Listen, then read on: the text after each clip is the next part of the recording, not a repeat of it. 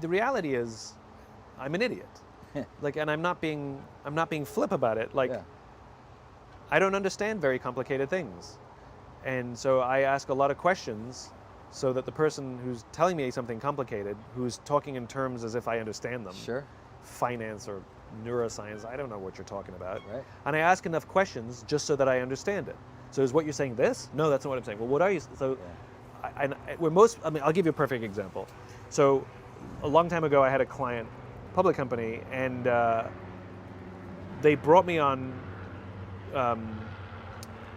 to do some work for them, but they invited me to sit in on a meeting from the consultant that they had hired.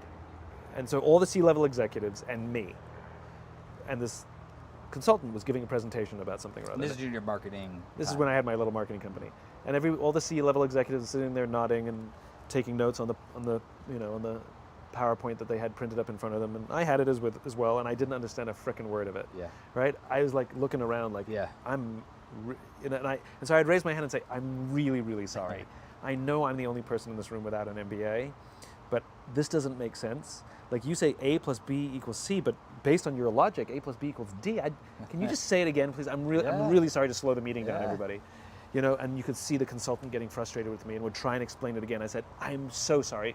And one by one, all the C-level executives said, yeah, I don't understand it either. Now, if the idiot hadn't spoken up and said, I don't understand, they all would have nodded their heads for fear of looking stupid because they didn't understand. Yeah. And they would have paid a lot of money for a document they didn't understand, and they would never have used it and would have sat on a shelf. And it's because I'm okay being the idiot. Like, that's why I'm not being flip. I'm okay everybody in the room going, oh, because I have to ask questions until I understand it.